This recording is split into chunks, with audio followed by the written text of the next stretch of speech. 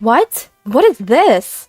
I stood frozen, holding a photo I had discovered in my husband's apartment where he lived alone for work. In the photo, he's dressed in a black tuxedo, standing next to a woman who isn't me. She's in a wedding dress, and they're both grinning from ear to ear. And next to the photo, documents needed to issue a marriage certificate. Why would he have this? The documents listed my husband Ryan's name, and next to it, Jessica was written.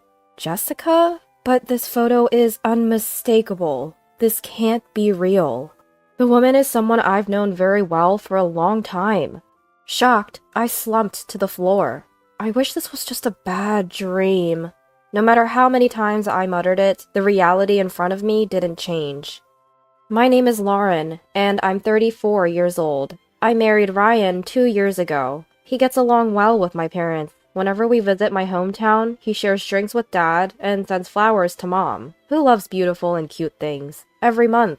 He's a genuinely kind person. About 6 months after our happy married life began, Ryan got transferred. The twist? His new location was in the same state as my parents. Normally, I'd happily go with him, but I had just become a manager at work. If I go with him, I'll have to quit my job, but I've worked hard and finally started to see results. I don't want to give that up. Conflicted, I agonized daily, but he would always comfort me. Even if we're apart, my feelings for you won't change. I love you.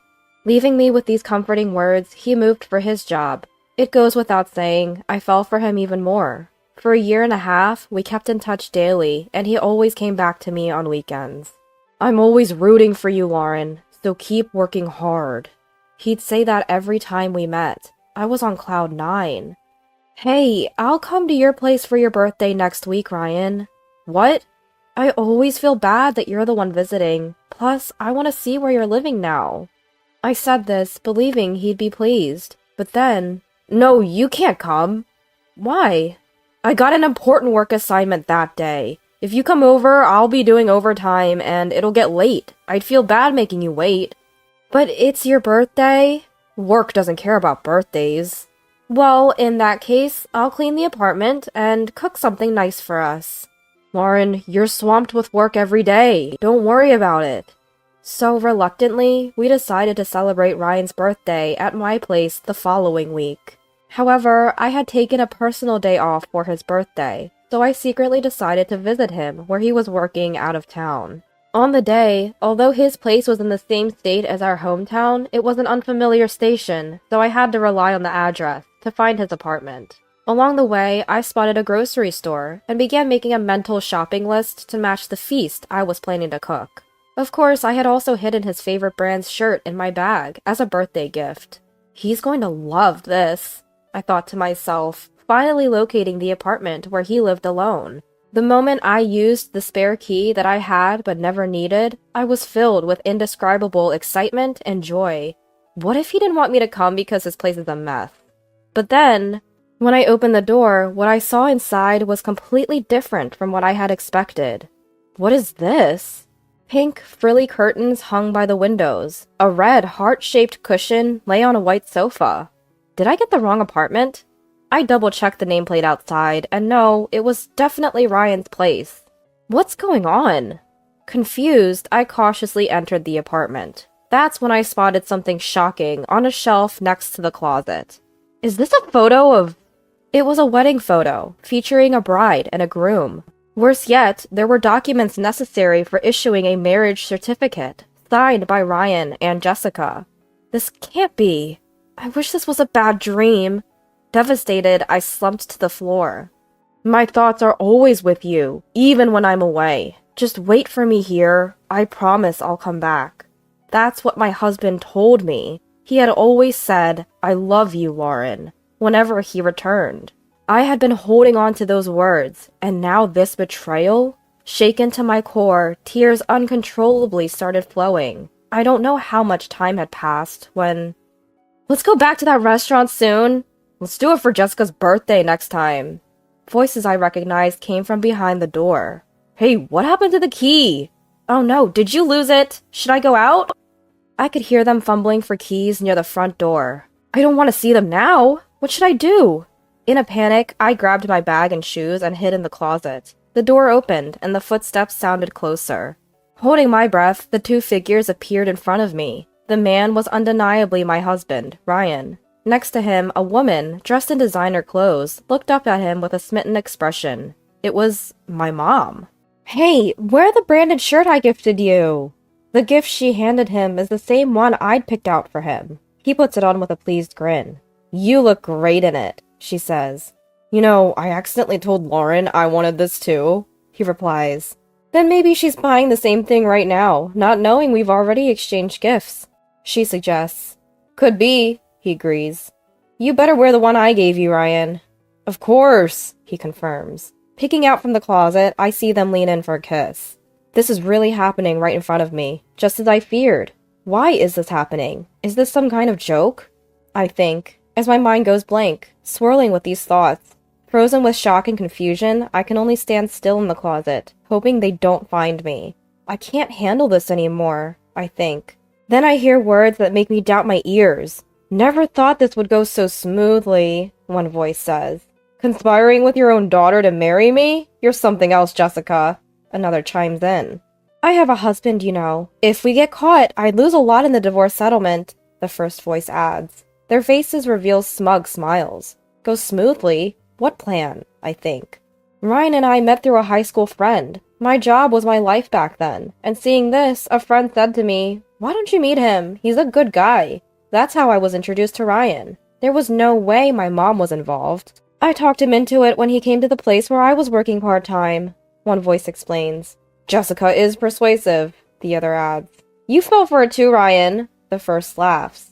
"I got lucky when I fell for it. I'm so glad I approached Jessica back then," the other says. "When Ryan asked me to have coffee during that part-time job, I thought it was a joke. But look at the happy times it's led to," the first voice recounts. "I thought you were only a bit older than me when I approached you. Never thought there'd be a 20-year age difference. You're so beautiful, Jessica. It's hard to believe," the second voice adds. "I still am, aren't I?" the first one asks. "Absolutely," confirms the other.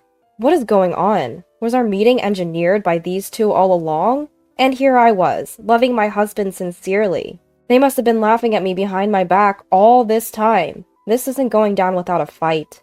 I discreetly pulled out my cell phone from my bag and began recording their actions from inside the closet. Sitting side by side on the sofa, intertwining their legs, they whispered to each other and chuckled. When my husband started to unbutton my mom's blouse and kiss her, a surge of nausea hit me. I quickly covered my mouth and forced it down. That's when Mom said, "What's that?" and suddenly stood up, walking towards the closet. "Please don't come here. Did she notice me?" I held my breath, and she walked past me to pick up a photo frame from the adjacent shelf. "Nice to see you put up this picture." "Of course, it's a picture from our secret wedding." "I hope the day comes soon when I can submit all the documents for our marriage license."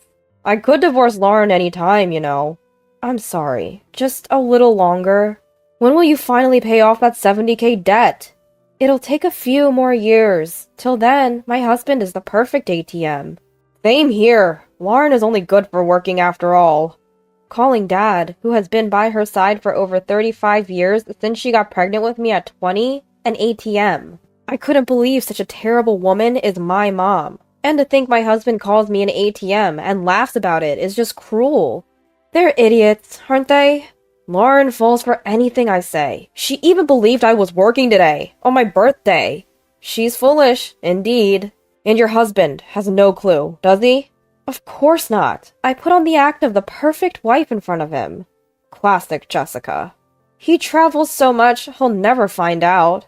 The husband I loved, the mother I trusted, turned out to be my greatest enemies. I was seething with anger. He lifted her up and headed towards the bed, turning off the lights. In the dim room, voices I never wanted to hear echoed in my brain. I couldn't even cry out of despair. They won't get away with this. I'll expose them to the end of the earth. I began recording them again after sending the video and address to someone. I'll document all the evidence.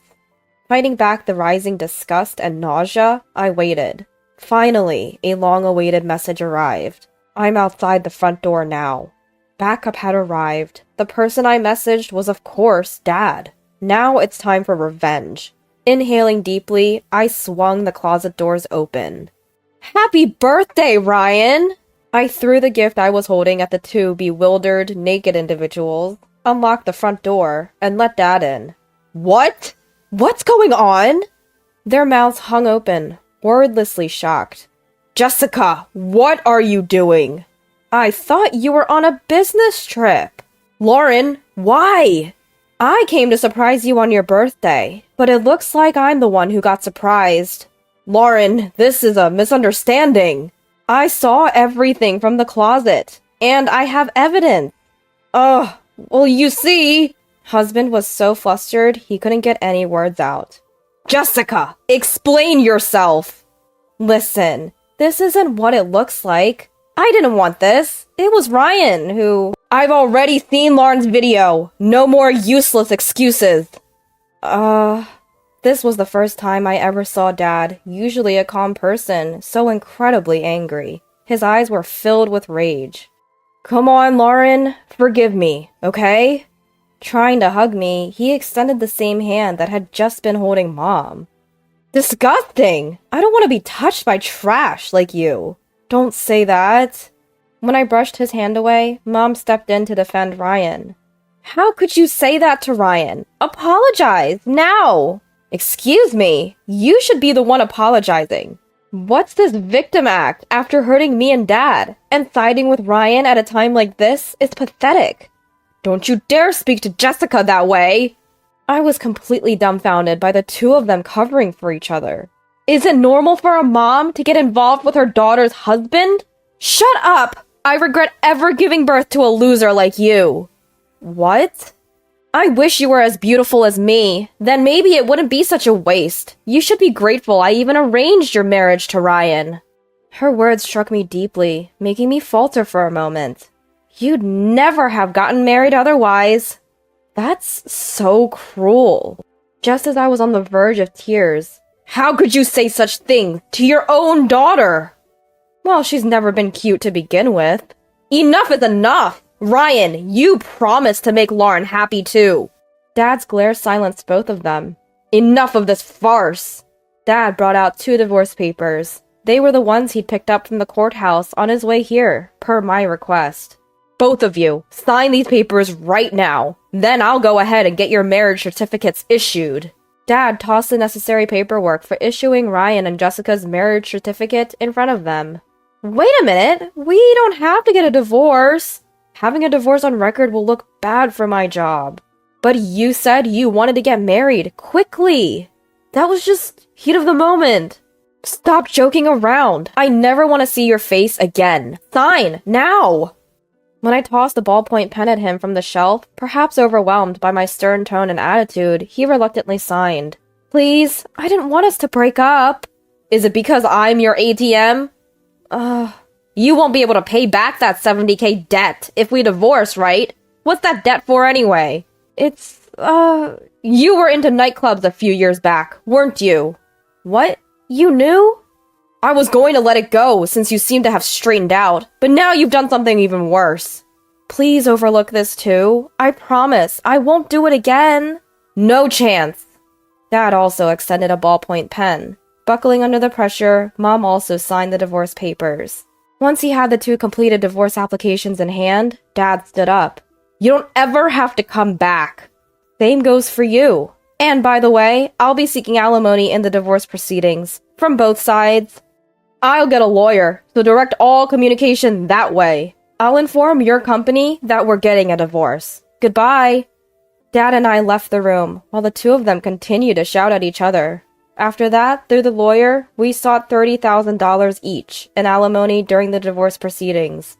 Since Dad did the same, that's a total of $120,000 in alimony, just from the divorce case. Furthermore, Mom had an additional debt of $70,000. She paid it off in one go, but the place she borrowed from seemed a bit sketchy. My ex-husband felt uncomfortable at his job and resigned, moving away with Jessica. Rumor has it, it wasn't so much a move as they were taken somewhere by the people they borrowed money from. Ever since that day, I've been afraid to trust people. But fortunately, I'm supported by my kind-hearted dad and trustworthy colleagues.